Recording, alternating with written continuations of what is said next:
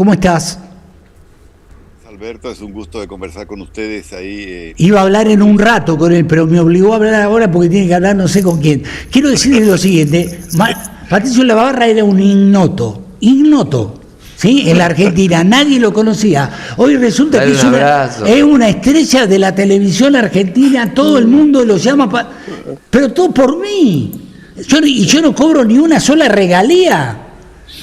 No, ¿me entendés? Pero bueno. Es más, Alberto, debo reconocer que tú en más de una oportunidad me convidaste a San Luis y hasta ahora no ha llegado la invitación. No sé qué es lo que ha ocurrido con eso, pero hace mucho que me hiciste. No, ¿sabes por qué? ¿Sabes por qué no te invité? Porque dije, no, con la actitud que tiene este muchacho lo invito a mi casa y me faltan la mitad de las cosas, ¿me entendés? Patricio, contame qué pasó en el G20, en qué situación ¡Epa! Perdón, hubo un pequeño problemita aquí. Okay, ahora sí. Se cayó el... Para un poquito. El celu. Te cuento. ¿Qué? ¿Desayunaste con caipirinha vos? No, pero no te estabas dando cuenta primero que me arreglé la barba, me corté. Yo iba a decir eso. Hablar contigo. Bueno, ahora nos ponemos serio. Patricio, contame del G20, ¿sí? ¿Qué quedó del G20? Y acá estamos bastante preocupados todos preocupados no, ni sorprendidos tampoco, porque en realidad lo que hubo entre Lula y Milei fue una actitud distante, que por supuesto se evidenció, ¿sí? Yo estoy casi seguro que me lo vas a justificar porque vos sos bolsonarista, entonces por lo tanto lo vas a justificar a Milei. Yo estoy seguro, sí. Perdón, independientemente de todo lo que tú puedes haber dicho, ayer fue un día absolutamente tenso. Comenzó muy tensa la primera reunión de esta cúpula o esta cumbre del G20, porque justamente había un asunto que era muy importante y que era muy importante para los brasileños, principalmente para Lula da Silva, que era la Alianza Global contra el Hambre y la Pobreza. Para un poquito, ¿Sí? Esmerate un poquito. Sí. Porque tenemos más de 1.000 personas mirando, ¿sí? En este momento. Pico de rating. Pico de rating. Ya. Y tenemos más de 2.000 mensajes de texto, ¿sí? Ya. Mensajes no, de texto no, mensajes, ¿sí? En el chat. Por lo tanto, trata de parecer inteligente, hace un esfuerzo. Y contame todo, ¿sí? Bueno, como te decía, fue un día muy tenso porque justamente Javier Milei no estaba de acuerdo con alguna de las propuestas que estaban incluidas dentro de esta alianza global contra el hambre y la pobreza, es decir, cosas que no tenían absolutamente nada que ver con esto, como la ideología de género, como la inclusión del lenguaje y una serie de otras cosas que Milei realmente no estaba muy de acuerdo, y tampoco varios países, apenas 80 países habían signado firmado este acuerdo.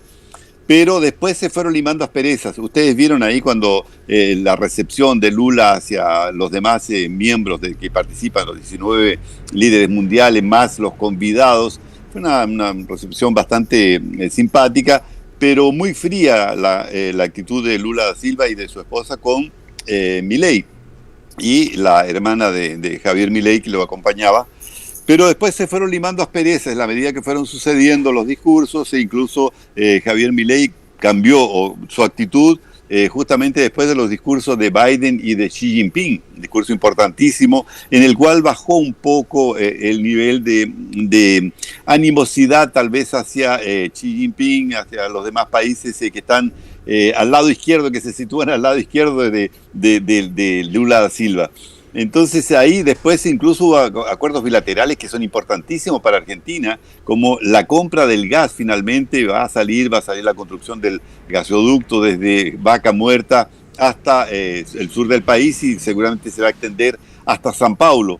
Y es una serie de acuerdos bilaterales que pueden continuar dando muy buen resultado para los dos países, es decir, porque independientemente de la ideología que ambos profesen, hay un asunto que es mucho mayor y más importante, que es justamente la del el comercio, la de integración realmente de estos dos países, o los cuatro, incluyendo a Uruguay y Paraguay, para hacer un frente común para llegar a firmar este acuerdo con la Unión Europea. que es fundamental y es importantísimo para estos 4 países. Entonces todo esto se trató en esta cumbre, sí, en conversaciones bilaterales y dentro de las reuniones. Ahora, en estos momentos hay una reunión que tal vez cree algún tipo de problema porque se está tratando de la sustentabilidad y el enfrentamiento a los cambios climáticos, y la otra, que es más brava todavía, que es la reforma de la gobernanza global, en la cual los países emergentes piden mayor representatividad y una reformulación de la ONU y también del Consejo de Seguridad de ese organismo. Es decir, son cosas bastante importantes, tan importantes que Biden no va a participar, no va a pronunciarse con respecto a eso.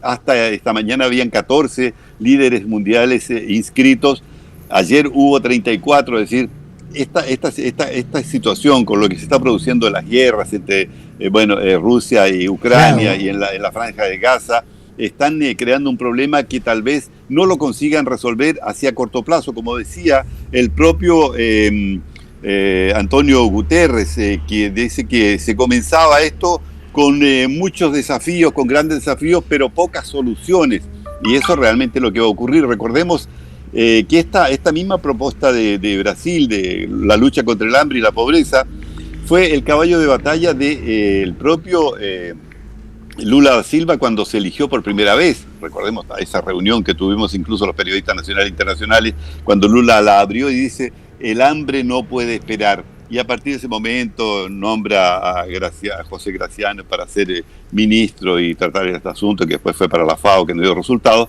Y los países como Brasil, como Chile, continúan con la misma cantidad de pobres, y más aún acá en Brasil, por ejemplo, ha crecido el número de personas que viven en las calles de las grandes ciudades, en las calles de las ciudades de interior un poco más desarrolladas. Entonces, esta cosa del hambre y de la pobreza, claro, es un punto importantísimo, algo que Lula da Silva está explotando mucho, porque ¿qué es lo que él quiere, en definitiva? Él quiere ser candidato y ganar el Premio Nobel de la Paz, y eso lógicamente es lo que se ventila acá en estos momentos en Brasil. Y en ese aspecto, Javier Milei, con haber llegado a estos acuerdos, incluso haber tratado de una reunión bilateral que tuvo recientemente a las 10:30 con Xi Jinping, está reconociendo que para él y para Argentina es muy importante mantener este vínculo, por lo menos comercial, diplomático, con... Hay un lío acá, una discusión bastante profunda que tuvimos recién hace un ratito con Guillermo Moreno, vinculado con el tema de la venta de reservas de gas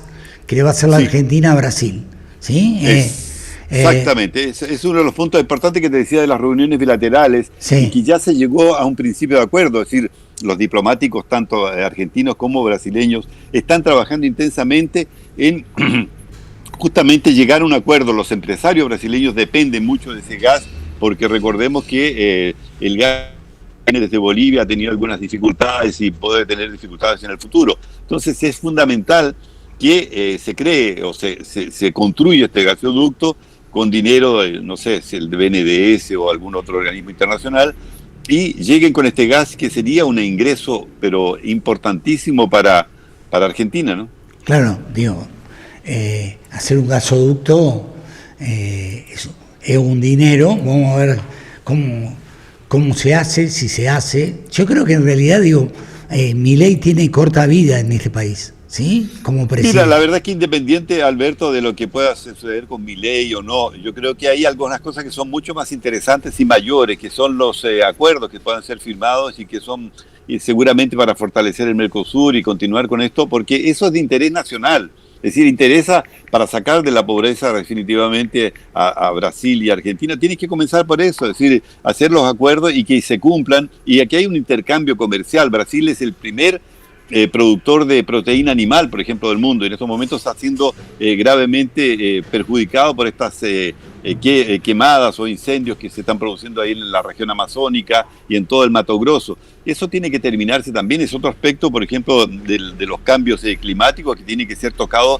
pero tocado no en forma retórica, sino que en forma efectiva. Entonces, todas estas reuniones que tú puedes ver de la cumbre del G20 o de la COP19, después se realiza la COP20 el próximo año acá en Brasil, Es mucha retórica, hablan muy bonito todos, pero para resolver los asuntos se necesita colocar, te digo, la pelota en el suelo y tratar los asuntos como deben ser, independientemente de ideologías. Eso es fundamental.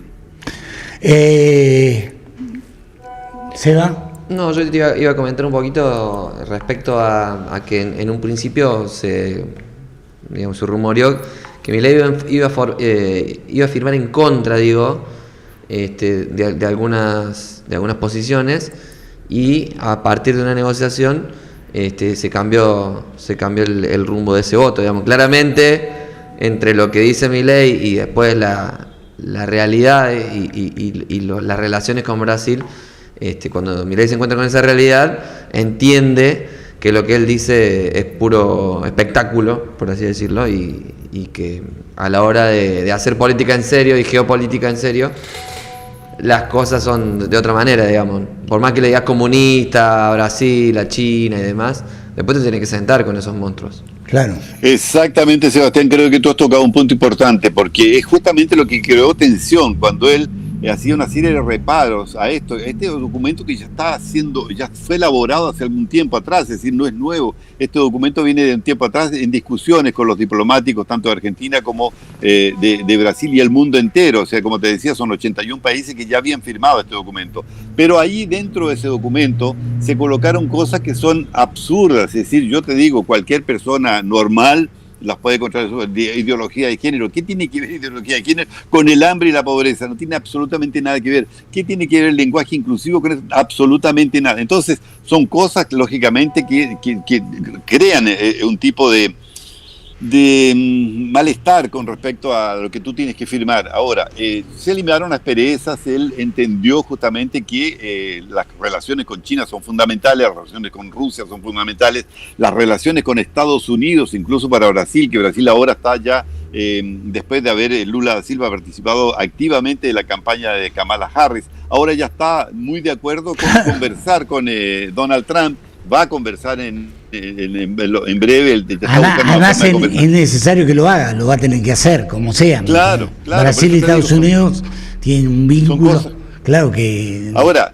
lo que hay acá en estos momentos, Alberto, y disculpa cortarte, es una gran fiesta. Por ejemplo, la presidenta, la primera dama, organizó una fiesta en que se gastaron millones y millones de dinero del contribuyente, es decir, millones que no tendría que haberse gastado. Es decir, una fiesta que le llaman acá la Yanya Palusa, Yanya es el nombre de ella, fue absurdo. O sea, se gastó mucho dinero para poder atender a estas delegaciones y exportar todo esto al mundo entero. Es decir, me parece que son reuniones que lamentablemente son matizadas con este tipo de folclore. No sé, ¿vos qué querés? ¿Le den un sándwich de miga y una Coca-Cola? No, en absurdo. No estoy hablando de eso ahí, estoy hablando de estas fiestas majestuosas que se hicieron en Copacabana. En Copacabana se gastó mucho dinero en el propio Museo de Arte donde están haciendo estas reuniones. Es natural, claro, tú tienes que presentarlo la cara más bonita, pero no necesitas hacer fiestas populares porque nadie está interesado. Es decir, ahí justamente donde se exceden y donde se gasta dinero público a rodos, que es lo que está haciendo este gobierno, que es poco austero. Incluso es más, ahora está todo el mundo esperando que él resuelva lo del arcabouzo fiscal, que es un conjunto de medidas económicas que van a cortar gastos, incluso es más, van a cortar gastos de los militares, de la parte de la parte del ejército, de las Fuerzas Armadas en general. Y para esto ahora tenemos una noticia que llama la atención mucho, que la Policía Federal habría descubierto un plan de algunos militares para matar o asesinar a Lula da Silva, a Geraldo Alckmin, el vicepresidente, y al el entonces presidente del Tribunal Superior Electoral. Pero es gravísimo lo que me está contando. ¿Sí? Pero bueno, eso según ellos habría sido implementado ese plan en 2022, después del término de las elecciones en octubre del 2022, al principio del 2022, cuando asume Lula da Silva. Entonces son cosas que son muy tiradas. O sea, es muy difícil que tú, una persona medianamente inteligente, la puedas entender, que pueda ocurrir después de 2 años que el gobierno está con una serie de dificultades, incluso perdiendo mucho su popularidad, aparezca un plan de este tipo, de esta magnitud, para eliminar a Lula da Silva, a Geraldo Alckmin y a Alexandre de Moraes, que era en la época el presidente del Tribunal Superior Electoral. Entonces son cosas que ocurren en nuestros países que lamentablemente van a matizar un poco la vida social de los países, pero que a veces interfieren y mucho en un país que tiene serias dificultades para controlar su gasto público, para controlar la inflación, para controlar la disparada del dólar, como se generó en estos días, ¿no? Amigo, te mando un abrazo, ¿sí? Te mando un abrazo. Bueno, un abrazo fuerte para ti, para Seba y para todos. Estuviste bastante bien, muy sólido esta vez. Viste que casi siempre o no sabés o... Te quiero, amigo. Chau, loco. No, chau. Tú sabes que la recíproca es verdadera. Tengo un cariño muy, muy grande por todos ustedes ahí. Espero que esta invitación que tú me has hecho en reiteradas oportunidades algún día se cumpla. Estoy a disposición para lo que ustedes estimen conveniente y también para... Sí, yo también para ir a San Pablo, Digo, yo también para ir a San Pablo, para cuando quieras. Perfecto, aquí te atenderemos de la mejor forma posible. Bueno, abrazo, chau. Un fuerte abrazo. Chau, gracias. Adiós. Bueno, Patricio de la Barra, directamente desde Brasil, el G20, claro.